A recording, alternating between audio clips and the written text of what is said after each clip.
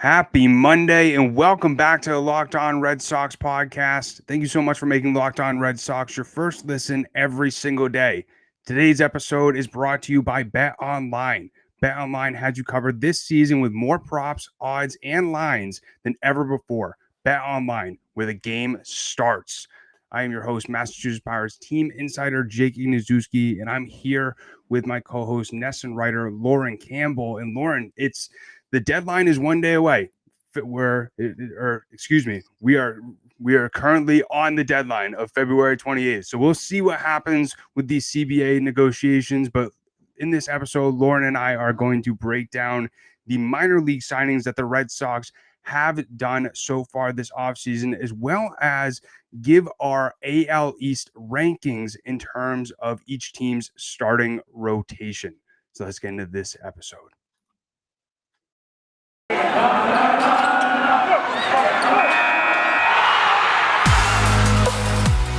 You are Locked On Red Sox, your daily Boston Red Sox podcast. Part of the Locked On Podcast Network, your team every day.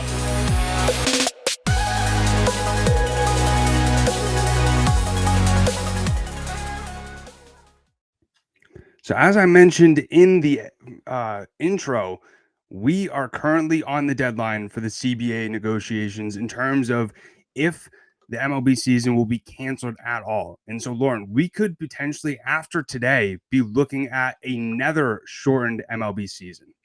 Yeah, it's definitely discouraging. Like we said before we jumped on to record, that I'm not feeling very optimistic. Usually I'm a very optimistic person. I try to see the good in everything, and this is just becoming more and more difficult.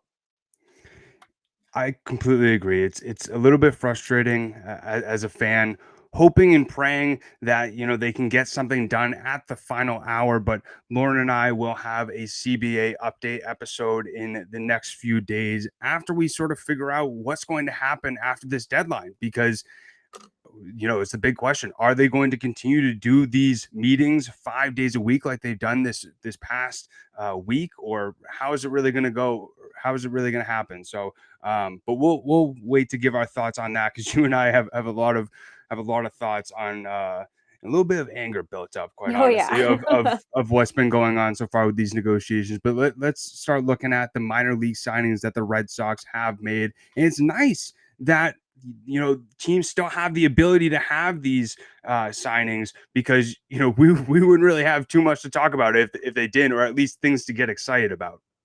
Yeah, I mean, this is something that also helps maybe bring a little more attention to minor league players and minor league baseball. Obviously gives us something to talk about. So good news all around. And it's fun to see who they've signed and kind of do a little bit of research and deep dive on these prospects, because they seem pretty good on paper. Very true. And what's nice is that I actually know a good amount of these prospects. And looking at the first guy in Tyler Danish, he was a second round pick. He's both a relief pitcher, and he also came up as a starter as well. But he was, like I said, a second round pick in the 2013 draft by the White Sox, and he's pitched 13 innings for Chicago in between seasons of 2016 and 2018. And he posted a 4.85 ERA. But I think we could potentially see Danish as a guy who starts in Worcester, but could potentially down the line of the season come up potentially as a fill-in reliever if there's an injuries, potentially a COVID outbreak, And I think what we're going to be seeing with a lot of these minor league signings, he's sort of preparing himself for not only reinforcements if there's an injury, but reinforcements if there's a COVID outbreak 2.0 like there was last August. Yeah, and I think too that some of these guys, they've been around for a while. They're not just, last year or the year before. They've been around for 8, 9, 10 years. And what I like too is that these pitchers or these prospects are almost, if not already, MLB ready. So like you said, if there is a COVID outbreak, if there's an injury, or if the Ryan Braziers or the Matt Barneses are not pitching well, and I think someone like Ryan Brazier, I mean, I said last year he should have had a short leash and he just didn't, but maybe this is the year that pitchers maybe have a little bit shorter leash. There's a little bit more depth. And that's something else that we'll see, that if they're not pitching well, they're going to be like, okay, we're going to go dig into our farm system now until you can kind of figure this out. Very true. And Danish was a guy I remember when I was really into prospects. He was actually one of the top prospects for the White Sox back in around 2016, 2017. And looking at what he did last season, he played with AAA team and AA team for the Anaheim Angels and posted a 3.84 ERA. But something that I found interesting doing my research is he kind of broke down his whole delivery and sort of rebuilt it from the ground up throughout 2020. And it's interesting because he's mostly also a ground ball specialist, and looking at sort of his ground ball rate, 47.1% over 60 innings with AAA last season. And he also had a 25.8 strikeout rate. So he's definitely has a lot of upside. And I think what we've seen with, especially since the Red Sox have hired Chaim Bloom, the Red Sox developmental staff does a really good job of pinpointing what these pitchers or players' weaknesses are and trying to make them strengths. Yeah, and I think that's another thing that's great about Chaim Bloom, and also with these minor league signings, and we've talked about this before, it's, he's replenishing the farm system, which will take years, and he's building it up, I think, in a very exciting manner. Like you said, with Tyler Danish, there's a ton of upside here, and very, low risk, high reward. And you've said it since you joined the Locked On Red Sox podcast, in Chaim we trust. And I think these last few signings definitely can see why that you feel that way, I feel that way, and many others should hopefully feel that way too. And then the next guy that we're looking at, who a lot of people were really excited about when the Red Sox first signed him, mainly because he won the 2019 Gold Glove at second base. But looking at Yalmer Sanchez, I remember he was a part of that White Sox team during the later half of their rebuild, and he's got some versatility. He has the ability to play second base and third base, but he's mainly a fielder first type of player. And you can see that obviously with the Gold Glove and some of his highlights that he has. They're pretty acrobatic. But looking at what he did last season with the AAA Braves team, he hit 216 with 9 home runs. And something that I found interesting, which is a little bit alarming, especially at AAA, is he had 88 strikeouts and 67 hits. And I think that's something that obviously he needs to work on going into his season. I believe he'll start with probably Worcester, but we could see potentially Sanchez be a guy as a utility player off the bench for the Red Sox at some point down the line. Yeah, I think that's you. I mean, you nailed it. And I think anytime you're able to add a Gold Glove caliber player and a Gold Glove winner, you absolutely pounce on that chance. I love the versatility here. Obviously, the Gold Glove is just another thing to be positive about. But I think, too, with a lot of questions kind of surrounding second base and maybe even third base, too, with Rafael Devers, that maybe he can come up for a game or two, again, injury, COVID, or if Devers really starts to struggle at third and kind of needs to get his mind right. I like this a lot. The 88 strikeouts definitely is concerning. However, I don't think it's anything to really kind of dwell on. I do think that with an off season and the spring training for the minor leaguers and being able to just work on your swing, play in Worcester, play with some really top-notch guys, I think he's going to be able to get that right. Yeah, I completely agree. It's going to be interesting how they do use him as well with that versatility that he does have. We've seen Chaim loves those guys who can play multiple positions. But looking at the next guy that they signed, Roberto Ramos, he can play first base and right field. He's a 27-year-old who spent the past 2 years playing in South Korea, and he's kind of, in my opinion, a guy that we've seen Chaim really like to sign and see if he can fix these guys who can hit a lot of home runs and have the ability as well to strike out a lot. We saw he sort of fixed Hunter Renfroe the 1 year he was with the Red Sox. We saw him also go with Frenchie Cordero, trying to help him find a way to utilize that power and minimize those strikeouts. But we see that didn't really work out too well in Boston. It worked out well in Worcester though. But Ramos blasted 38 home runs across 494 plate appearances in his first season in Korea. But I'm really excited to see how this guy not only potentially plays in Boston, but mainly in Worcester. Yeah, I mean, I like the versatility there too, especially with first base and right field. I think that we've gone over the outfield a little bit here with the Red Sox, and that could be a big question mark. Could he fill in? Should there be injuries, and should there be maybe issues in the outfield where they can't seem to get things right? I think that the 38 home runs is definitely very attractive. He's only 27, so there's still plenty of time for him to really kind of hit his stride. And I like it. I don't think I really dislike any of these signings. The only thing is that I do worry about him playing in South Korea is sometimes that that talent from South Korea and overseas doesn't always translate to minor league baseball and Major League Baseball. And I hope that that is not the case. I hope he's somebody that's going to bring a lot of positivity and a lot of home runs to Worcester.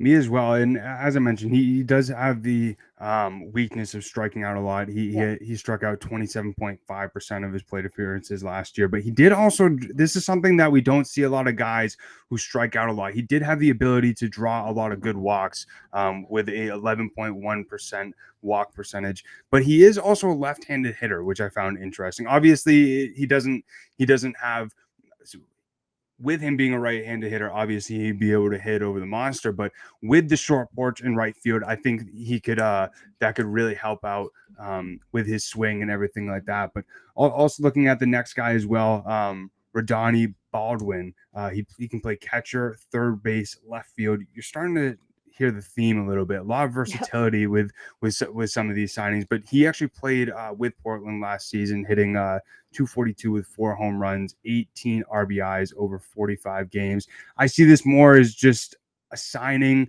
to fill in the roster of a guy who they're already familiar with and potentially are going to try and continue to develop him.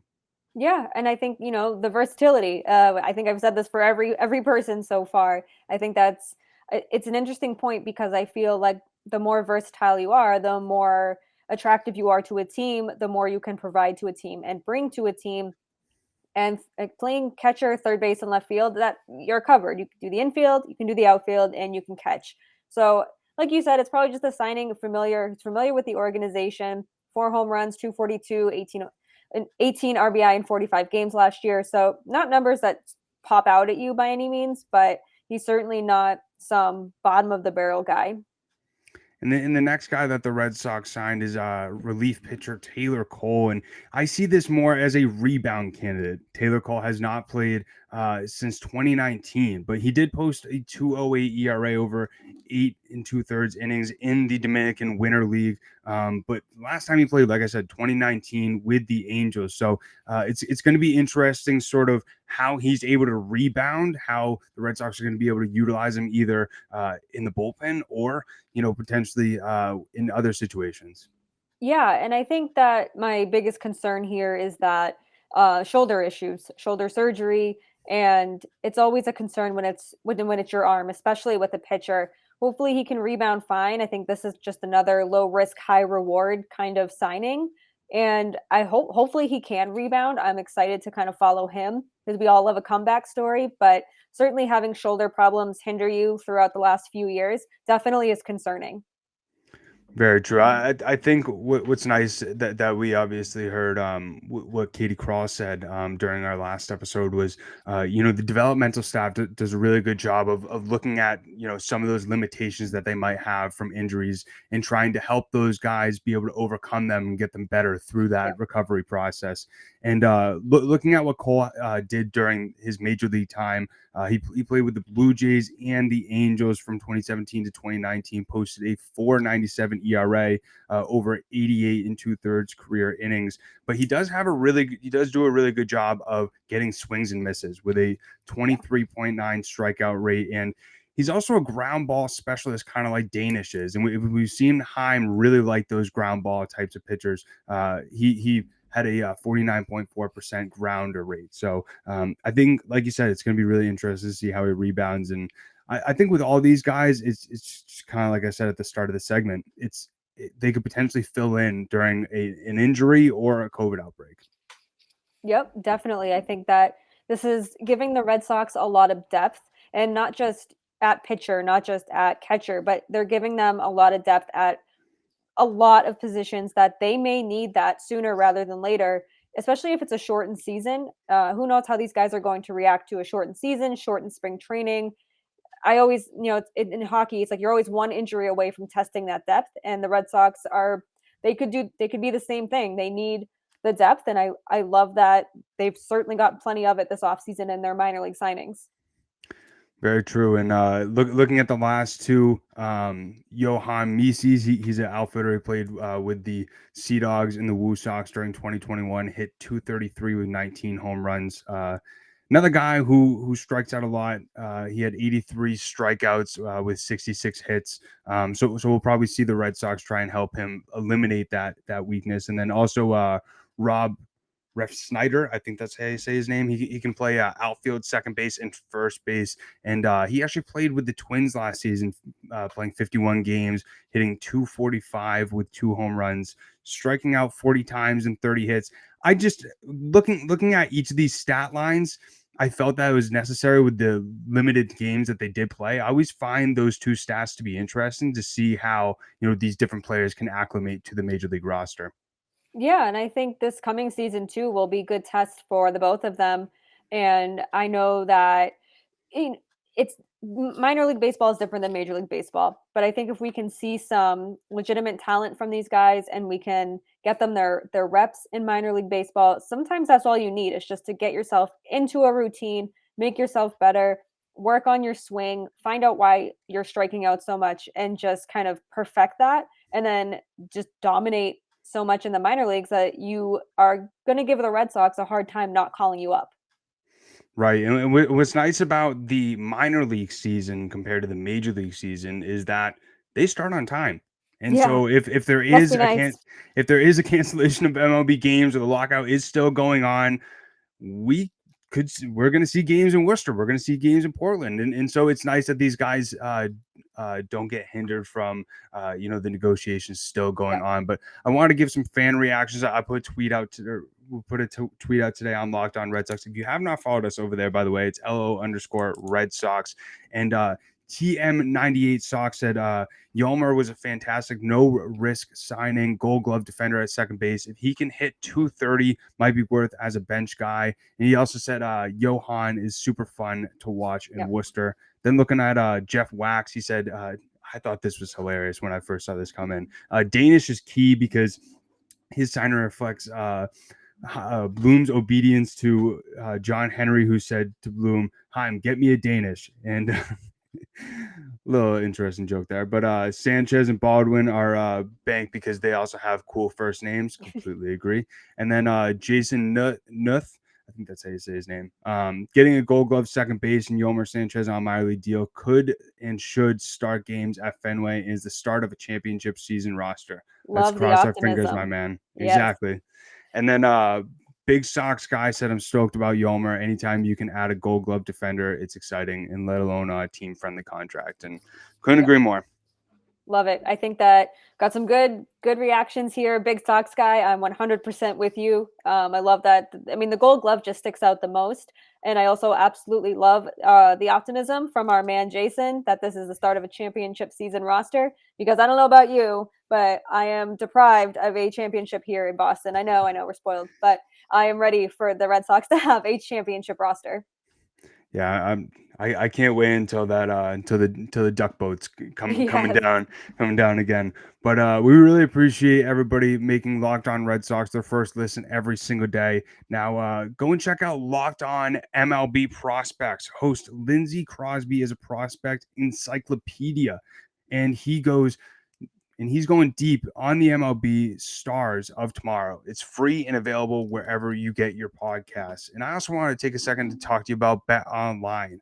Football might be over for this season, but basketball is in full steam for both pro and college hoops. For all the latest odds, totals, player performance props to where the next fire coach is going to land, BetOnline.net is the number one spot for all your sports betting needs. BetOnline remains the best spot for all your sports scores, podcasts, and news this season. And it's not just basketball. BetOnline.net is your source for hockey, boxing, and UFC odds right to your Olympic coverage and information. Head to the website today or use your mobile device to learn more about the trends and action. BetOnline, where the game starts. So in this next segment, we are going to be ranking the AL East starting rotations. And honestly, this was a little bit difficult for me. And it's kind of obvious, in my opinion, looking at, the 5 teams in the AL East, as most people know, in my opinion, other than, what we saw last season in the NL West. The AL East is the most competitive division in the entire league. But I think everybody would agree. I'll ask you, Lauren, if you do. The Orioles are number 5. Oh yeah, I think that's probably the only one that and the Red Sox too, unfortunately. I think that the Orioles, the poor Orioles. I mean, our friends at Locked On Orioles do a great job just staying positive and just breaking down everything that goes right and very wrong for this team. But this rotation, I just don't see them being much better than anyone else in this rotation. So much like every other season, the poor, unfortunate Orioles are at number 5 for me too.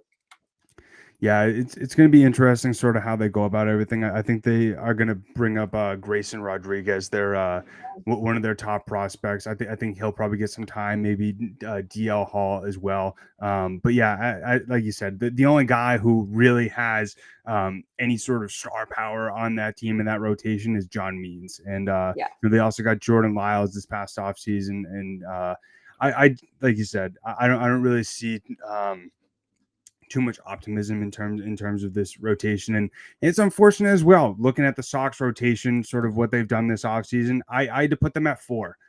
Stacking up on the rest of the division, it's just tough for me to have too much optimism towards this rotation or confidence. Looking at sort of, I was looking at the website Roto Champ. They projected their rotation to be Nathan Eovaldi number 1, Chris Sale number 2, Nick Pavetta 3, number 4 is Rich Hill. And then they have Walker at 5, and I think they're thinking that the Red Sox are going to have a 6-man rotation. But I think what they're saying is it's kind of up in the air for that 5 spot between Walker and Houck. Yeah, they're also number 4 for me as well because there's a lot of unknown there. You don't know if Nate Eovaldi will mirror what he did last season and really just kind of take on this ace role. You don't know how Chris Sale will react to what's hopefully a full spring training. Well, not a full spring training at this point, but as much as a full spring training as possible and as much as a full season as possible. Hopefully he bounces back and is the Chris Sale we've known and loved for the last 4 or 5 seasons. And Nick Pavetta, I have a lot of faith in Nick Pavetta. I'm very excited to see him again next season in the Red Sox uniform. I also love the way he just handled himself after starts. It reminded me a lot of Rick Porcello, just being like, I sucked. I need to be better. I don't know what to do, but I just know I sucked. And Rich Hill and Michael Wacha. I mean, Rich Hill, he's familiar with the Red Sox organization. I think he is what he is. I don't think he's somebody that the Red Sox will bank on. But I think that he'll be a fine number 4 or number 5 starter. And Michael Wacha, he is, sometimes I think that fans forget that the Red Sox have him. Hopefully James Paxton will pitch this year, although that's up in the air too. There's a lot of unknowns here. And there's also Tanner Houck. There's Connor Siebold. There's Garrett Whitlock. Will they try to get those guys in the starting rotation? Will they go with a 4-man rotation and do this kind of opener thing? I hope not. Will they go with a 6-man rotation, like you said? Will a shortened season or this delayed spring training, will it force them to use more pitchers early in the regular season once it starts? There's so many questions surrounding them. They do have good pitchers. It's just a matter of how will they perform. This is something that I think we should make into another episode of the possibility of the Red Sox having a 6-man rotation. This is the first time that I actually thought about that because it would be interesting to potentially see Houck, Hill, and Wacha, and then potentially once Paxton's ready, Right. them all share the duties depending on what team they're playing, depending on the lineup, depending on the matchups. That's how it's sort of the opener approach, but it's a little bit smarter with the opener approach because they actually have proven starters, unlike the guys that they were picking up off the street and thrown out there in 2020. So I think it's going to be interesting how they go about everything. And also the other question: are they going to do anything more in free agency to with the rotation? Who knows? Right. And then something that somebody else brought up as well that I think would be interesting is could we potentially see Nick Pavetta in that closer position after what we saw him do in the playoffs?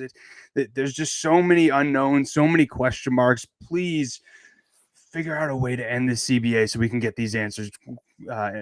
So then we can get these questions answered by Chaim Bloom and in the moves and everything like that. But looking at number 3, for me, it has to be the Yankees. There's a lot of question marks for them as well. Obviously, they got Garrett Cole and Jordan Montgomery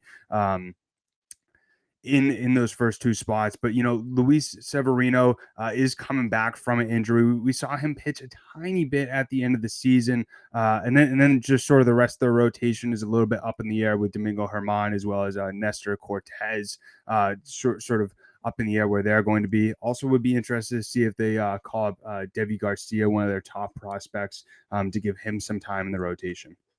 Yep, the Yankees are at number 3 for me too. I think that the uncertainty around Severino, we did, like you said, we did see him pitch a little last year, but maybe he begins the season in the bullpen to just kind of get him a few more reps. And I think so much of this depends too on when spring training starts, when is opening day. But Garrett Cole, the last year with the whole sticky stuff situation and him getting significantly worse after that MLB put the ban on. Hopefully he can kind of work through that, because I do know he is obviously a solid pitcher.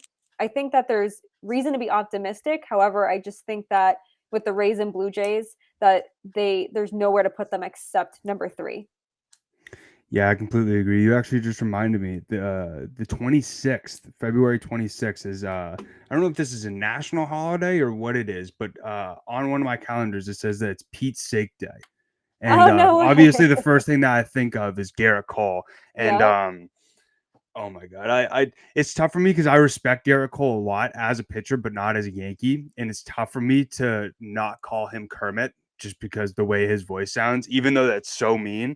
But God, I can't stand the Yankees, so I have to be like that sometimes. But looking at number 2, the nice little segue from there is I think I got the Blue Jays after their addition of Kevin Gausman, replacing Robbie Ray, the Cy Young pitcher from last year who went to the Seattle Mariners. And then also obviously they got Hinju Ryu, Ross Stripling as well, and then Jose Barrios up at that ace spot. But I think this rotation has a lot of growth, and I think it's going to be really interesting, like another guy like Alex Manea, how he's going to really develop, and how this team continues to get better and better every single year. Yeah, so this is where we disagree. I'm going to put the Rays at number 2. The Rays are good. Listen, over the last 3 seasons, they've really been the best team in the AL East. They've won their division in 2020 and in 2021. Their pitching has been really, really good. They signed Corey Kluber. The Rays, they lost Tyler Glasnow, but they were still able to rebound from that and still be a very solid pitching team. But I love the Blue Jays. Like, I think they're so exciting. Also, last year we make predictions for NESN, like way too early World Series predictions. I unfortunately said it was going to be the Blue Jays and the Mets just to get wild and have some fun. So I really want to put all my faith into this Blue Jays rotation. And I think they're so close. They're really good. Like, it's really a toss-up for me between the Rays and the Blue Jays, but I am putting the Rays at number 2, just barely below the Blue Jays. Like, it is a very close 1 and 2 for me here. Yeah, I mean, the only reason, quite honestly, why I put the Rays 1 is you just never know how much better they're gonna get. I feel like the Rays are always smarter than us, than everybody, and that's the only reason why I put them at 1. It's not like they have any like massive superstars in their rotation. Shane McClendon at number 1, like you said, Corey Kluber, Ryan Yarbrough, and then Luis Patino.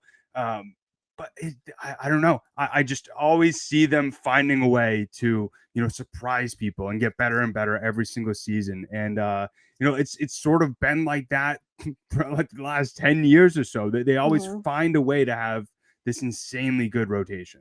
It's funny because even though they lost Tyler Glasnow to Tommy John surgery last year, they still had this amazing class of pitchers to just fill out the rotation. So their pitchers, and this goes for a lot of MLB teams, it's really rare to see pitchers go longer into games recently. The Rays pitchers, they didn't really pitch a ton over after 6 innings, but their young pitchers that they're developing quite well come in at a moment's notice and are able to just pick up where the starter left off. Like there's a lot of talent there. And I do, like, I feel like I'm talking myself into putting them into number 1, but I love a little disagreement here on a podcast. So I'm sticking with Blue Jays at number 1, but the Rays, they're fun. I mean, they're fun, man. There's a lot to be excited for about the Rays, their talent, their young talent, and their veteran talent as well. There's a reason why they have the number 1 farm system Yep. in the MLB, and there's also they also got Shane Baz, who we saw pitch a little bit during the playoffs, and then also we could potentially see Brendan McKay come up later off in the season. But yeah, they just have so many guys to get excited about. But what's nice is that John Henry and the Red Sox stole one of their number 1 decision makers in Chaim Bloom, and we're like the Rays and Dodgers 2.0, even better. So we can't really complain too much. But those are our rankings for the AL East starting rotations. We're going to be doing this for the next 2 weeks. We're going to be looking at managers. We're going to be looking at the lineups. We're going to be looking at a lot of different units on the depth chart. So definitely let us know in the comment section or tweet at us. Just let us know what you think of our rankings and who are your rankings. We're really curious. Yeah. And so Lauren just wants to take a second real quick before we get into our third segment to talk to you about Built Bar. Yep. So you probably know the whole spiel by now, how much I love Built Bar. And now it's February's wrapping up. I cannot believe we're almost in March. Usually this is right around the time I give up my New Year's resolutions, but not this year. I am getting married in 5 months. I need to stick to eating right, and Built Bar helps me stick to that resolution. The marshmallow puffs are absolutely incredible. I had them after my workout today, right before we jumped on to record today, and they're nothing like you've ever tasted. They are the best tasting Built Bar that I've had. They are the first ever protein-infused marshmallow. They're fluffy, they're obviously marshmallowy, and they're not just a protein bar. They're like a little treat, and they're covered in 100% real chocolate. All Built Bars are actually covered in 100% real chocolate, and it makes it taste even better. They're low calorie, they're high protein. You can replace your candy bars with these. They're better for you because a typical candy bar can be anywhere from 200 to 300 calories. Head on over to built.com, scroll down to their macros chart because they are absolutely incredible. 130 calories, 4 grams of sugar, 4 net carbs, and 17 grams of protein. There's mint brownie, there's coconut, my personal favorite, cookies and cream, and new for the month of February, white chocolate cookies and cream. I finally got my hands on it. Jake, please do yourself a favor and try it because it is so good. They're all delicious, and there's always new flavors coming out. And we have an offer for you. Head on over to built.com. Use promo code LOCKED15 and get 15% off your order. That's promo code LOCKED15 for 15% off at built.com. Yeah, definitely make sure to go over and get those, and you use that code because they're wicked good. And I just want to take a second as well to talk to you about Rock Auto. With the ever increasing numbers of makes and models, it's now impossible for your local chain auto parts store to stock all the parts you need. Why endure often pointless and seemingly intimidating questioning like, is your Odyssey an LX or an EX? Like, I don't know if anybody actually knows that. And why wait while the person behind the counter orders the parts on their computer, choosing the only brand their warehouse happens to carry? You have a computer with access to rockauto.com at home and in your pocket. So save time and money when using Rock Auto. And why also choose to spend 30%, 50%, or even 100% more for the same parts from a chain store or car dealership? For example, a Honda Odyssey fuel pump is $353 from a chain store and $216 from Rock Auto. This Rock Auto is also a family business serving do-it-yourself for over 20 years, and their prices are reliably low for every single customer. So go to rockauto.com right now and see all the parts available for your car or truck, right? Locked On in their How Did You Hear About Us box so they know that we sent you. Amazing selection, reliably low prices, and all the parts your car will ever need. rockauto.com. So during this third segment, we want to bring back something that we started a little bit a few months ago, but since everything's been going on, we haven't really talked about it too much, but our mental health minute. During this past week, something that I have done a lot of is beating myself up in my head and getting upset about things in the past. And something that I've tried to tell myself, and I bet a lot of you listening, as well as you, Lauren, too, have done this to yourself, is you obsess over things that happened in the past and things that you can't really control or change. And so something that I've tried to not only write down on a piece of paper, but say repeatedly to myself when, those thoughts start to creep in about you beating yourself up about things in the past, is release the past, learn for the future. And, that's all you can really do. There's why be essentially bullying yourself in your mind and making up hypotheticals on how you could have done differently when you should just focus on how you're going to do it differently in the future. Yeah, absolutely. And it's kind of like that Lion King quote with Rafiki when he's like, the past can't hurt, but you can either run from it or learn from it. And I think that even though it's a kid's movie, it's just such a classic. There's so many life lessons in there. And I'm reading a great book now. It's called You Are a Badass Every Day. And it's pretty much affirmations and intentions. And it's an amazing way to start my day because I've had a really long and draining week. It's just been exhausting on so many levels. And just to be able to kind of wake up and start my day with like that powerful energy and just say, like, reading something being like, today is the day that you're going to be like, I'm going to intend to have a great day. I'm not going to put these negative thoughts in my head. And it's easy. It's so easy to think of hypotheticals. I could have said this different. I could have handled that situation better. But all we can do is just grow from that and learn to react better the next time and just not beat ourselves up over it, because the more we do that, the more we're just going to continually get down on ourselves, and it's just going to put us in a terrible headspace. Exactly. Control the controllables. And Yes. that's something that like I've tried to focus on as well, is like our mind is a computer. So if we tell ourselves, especially like those I am phrases, like I am ugly, I am stupid, I am dumb, like you're going to believe that. Your mind Yep. believes what you tell it. So something that I've done recently is every single morning is write down, I'm thriving, I'm capable, I'm resistance free, I'm survival free, I'm and most importantly, the biggest thing is I am enough. Like I think that's something that a lot of people can agree with, is you have that feeling of not feeling good enough at times, and being able to write that down and believe it so much is so important, especially to start off your morning. But yeah, we want to bring back that mental health minute. We're gonna definitely try and do that every single episode from here on out. But we really appreciate everybody tuning in to this episode of Locked On Red Sox. Let's all cross our fingers and do a little prayer circle, Yes. whether it's you're listening to it or whether you're in the car. Let's all pray that the MLB and the MLBPA can figure it out Manifesting. at the end of today, and we can have some exciting news for you guys in this next episode. But make sure to go over on Twitter, follow us. It's LO_Red Sox. Also follow myself on Twitter. It's at Jake Iggy, as well as Lauren.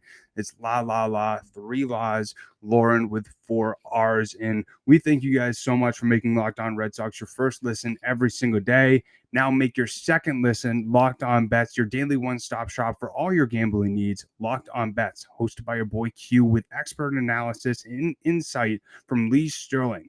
It's free and available on all platforms. So we greatly appreciate everybody tuning in, and we'll see you guys and talk to you guys next time. Have a good one.